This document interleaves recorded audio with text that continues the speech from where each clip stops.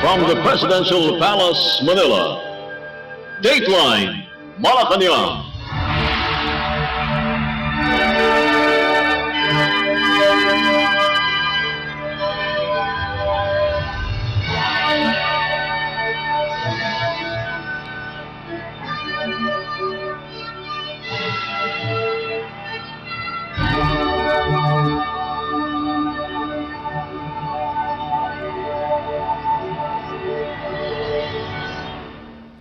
Good day. This is Dateline Malacañang, and here are the news. Philippine President Ferdinand R. Marcos Jr. over the weekend underscored the role of every Filipino should play in his administration's goal to achieve a bagong Pilipinas or new Philippines. In his latest vlog, the president challenged Filipinos to strive to fulfill their respective New Year's resolutions. Like many Filipinos, President Marcos said he also has resolutions he wanted to work on for self-improvement and change. These include spending more time with his family, maintaining good health, having regular exercise to lessen stress for stronger immunity, and being more cool-headed when it comes to driving.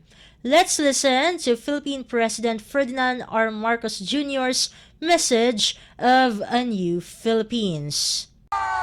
Happy New Year po sa inyong lahat, 2024 na. Sana ay masaya, mapayapa at ligtas ang inyong pagsalubong sa bagong taon, kasama ang inyong mga mahal sa buhay. Ang bagong taon ay bagong pag-asa at bagong simula. Kaya sigurado akong meron tayong kanya-kanyang mga New Year's resolution. Ito yung mga bagay na gusto natin baguhin, iwasan, o kaya na may paghusayan pa. Saan mang aspeto ng ating buhay, sa kalusugan, sa pag-manage ng oras, sa hanap buhay, o sa ating mga relasyon, lahat ay may igaganda at iuunlad pa. Ang talagang New Year's resolution ko, simple lang.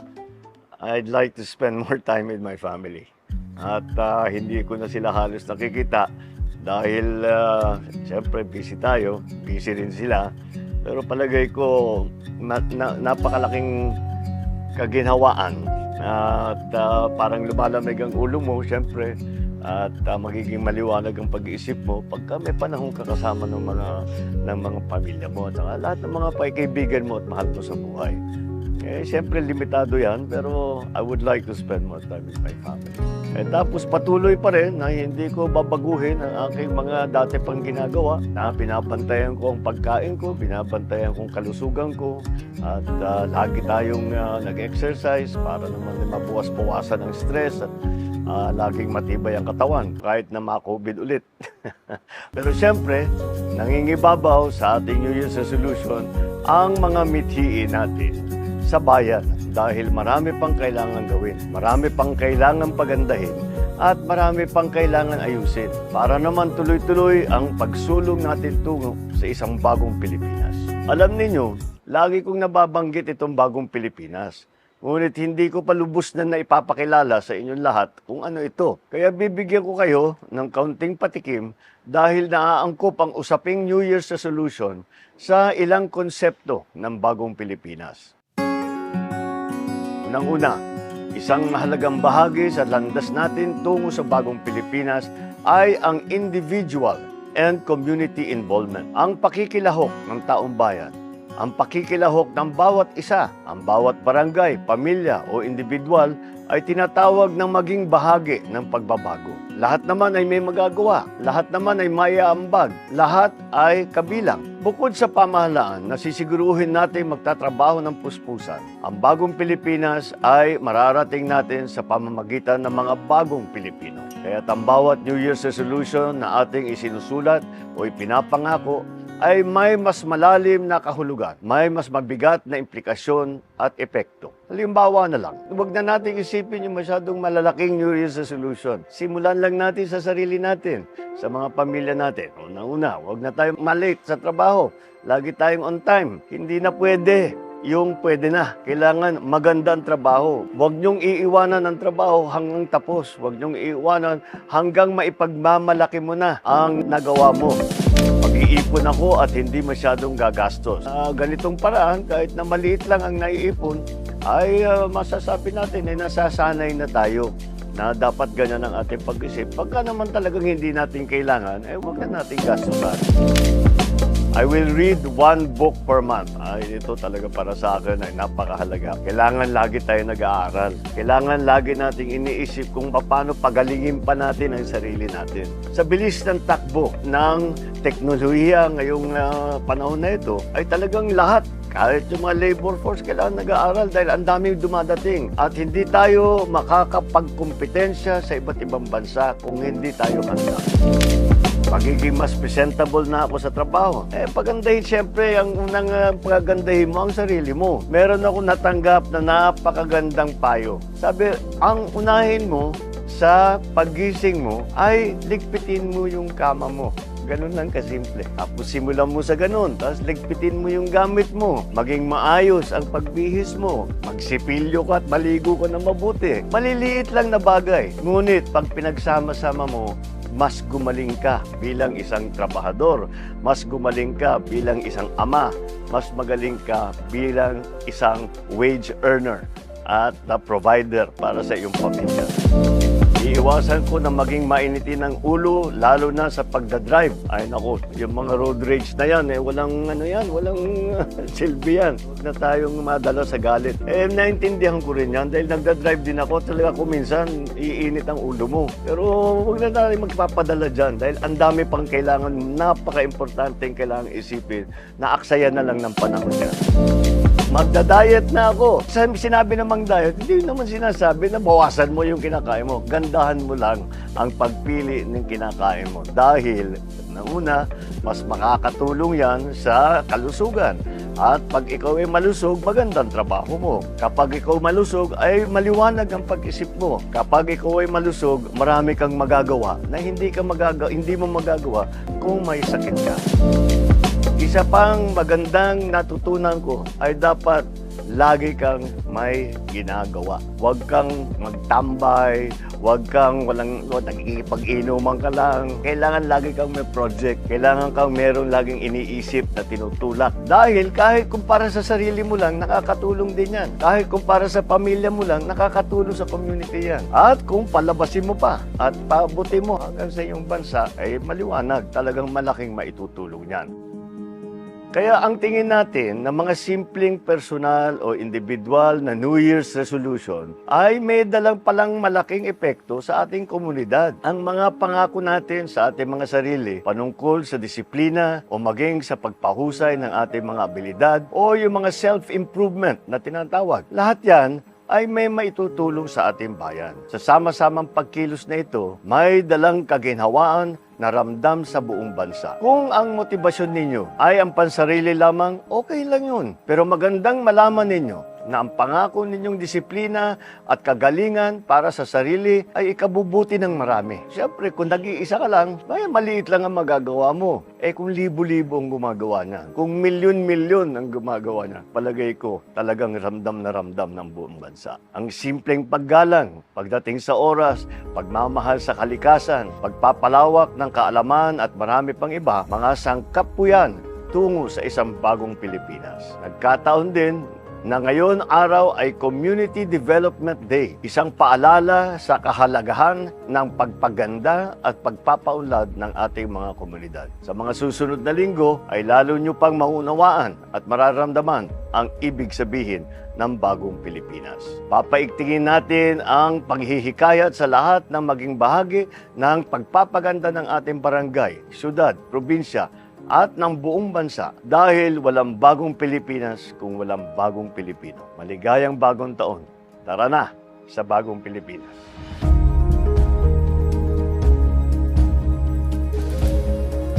And you just heard Philippine President Ferdinand R. Marcos Jr. Dateline Malacañang. In other news stories, the Philippine Presidential Communications Office or PCO confirmed that President Ferdinand R. Marcos Jr. is always available to have a meeting with former President Rodrigo Duterte.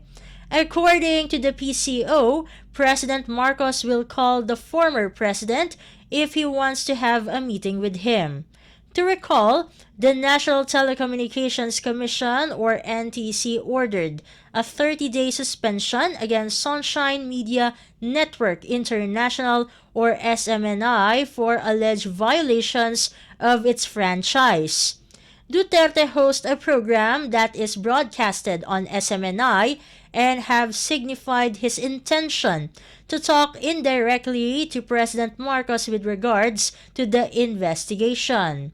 The former president's gikan sa masa para sa masa was also issued a preventive suspension for 14 days by the Movie and Television Review and Classification Board or MTRCB after a review and investigation into alleged violations in their content. Dateline Malacañang. Meanwhile, Philippine President Ferdinand R. Marcos Jr. signed into law Republic Act or RA 11976 or the Ease of Paying Taxes Act that allows the government to capture as many taxpayers as possible into the tax net by streamlining the system and minimizing the burden on taxpayers, increasing the country's revenue collection in the long run. In a statement on Sunday, the Presidential Communications Office, or PCO, said the Ease of Paying Taxes Act is one of the priority legislations mentioned in both the President's State of the Nation Address, or SONA. Signed by President Marcos on Friday, January 5th, the law introduces administrative tax reforms and amendments to several sections of the National Internal Revenue Code of 1997. Among the law's salient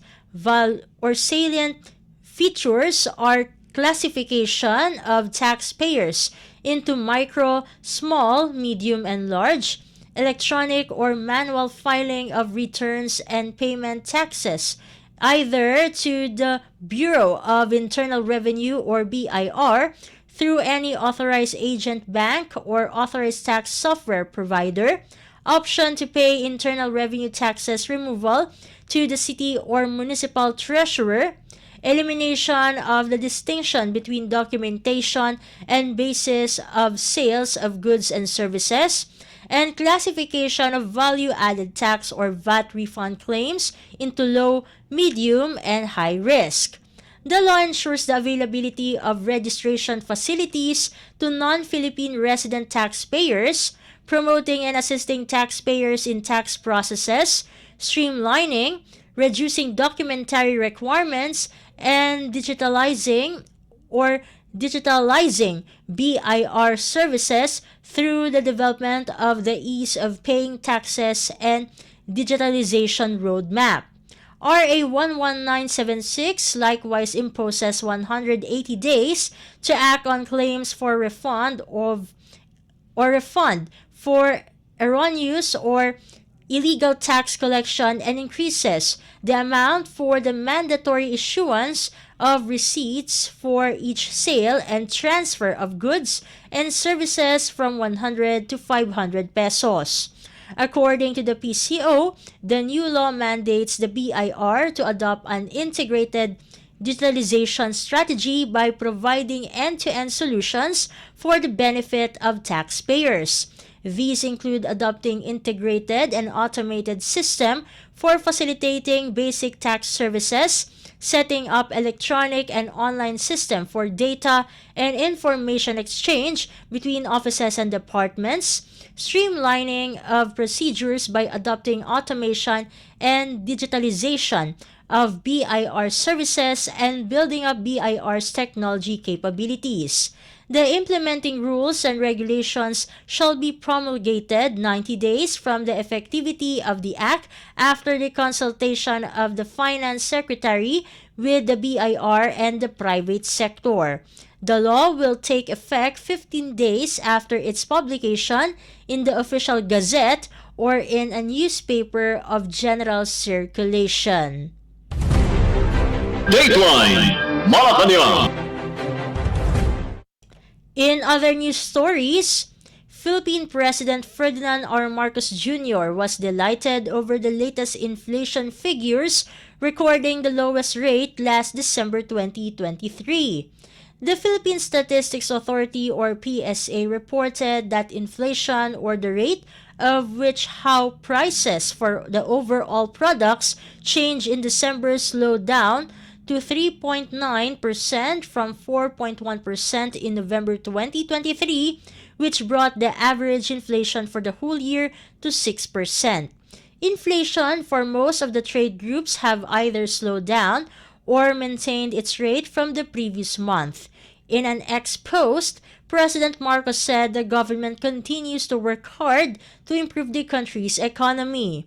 The National Economic and Development Authority or NEDA meanwhile assured the public that they continue to monitor the prices and possible changes in inflation and also implement steps to protect the purchasing power of the Filipino people. Dateline Malacañang. The Philippine National Police or PNP again assured the public that they have enough men in uniform to ensure the safety of two important occasions in the country this month. This was assured by PNP Public Information Office Chief Police Colonel Jean Fajardo following the celebration of Traslacion of the Black Nazarene and the official visit of Indonesian President Joko Widodo, both on January 9th. Fajardo explained that they already laid out a security template for the two occasions. That's why they were able to implement its security measures and have planned it earlier.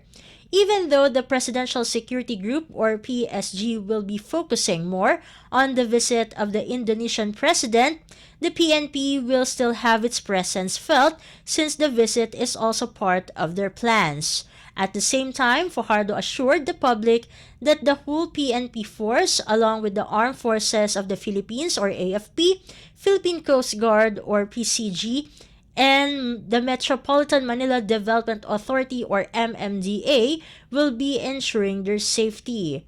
The National Capital Region Police Office or NCRPO earlier stated that they will be on full alert status in their area of responsibility until October 10th.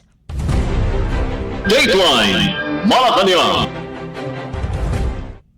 21 seafarers are safe after the Indian Navy thwarted the hijacking attempt of their vessel in the North Arabian Sea.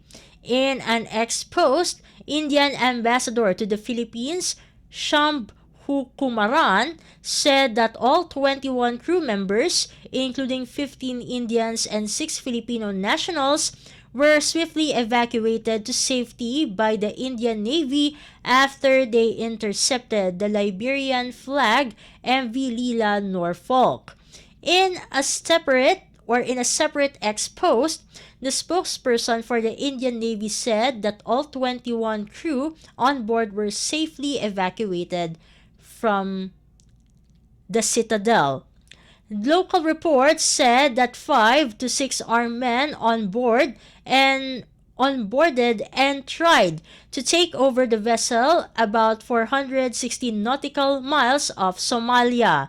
According to the Indian Navy, the presence of INS Chennai, a Kolkata-class guided missile destroyer, in the vicinity and its forceful warning against the hijackers led them to abandon the ship. Dateline Malacañang. The Philippines Manila Economic and Cultural Office or MECO humbly accepted the 20,000 sacks of donated rice from Taiwan. MECO Chairperson Silvestre Bello III formally accepted the donation during a simple ceremony along with Honorable Wallace Mingan Chow. The donation will be given to the Department of Social Welfare and Development or DSWD that aims to support the needs of the poorest of the poor and those victims of calamities in the country. MECO Chairperson Bello extended his extreme appreciation for the donation, which will have a big impact to those who will receive the subsidy. The 20,000 sacks of donated rice is part of the 40,000 sacks given by the government of Taiwan, while the remainder will arrive in the country the soonest possible time. The donated rice is already with the DSWD and will be distributed to the beneficiaries in the list of the agency. Dateline Malacañang. Before we conclude our program, we would like to invite everyone to come and visit our Facebook page at Radyo Pilipinas World Service.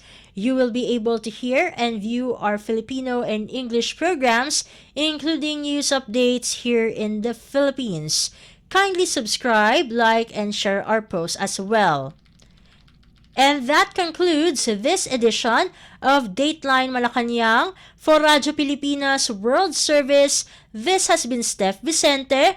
Good day and stay safe, everyone.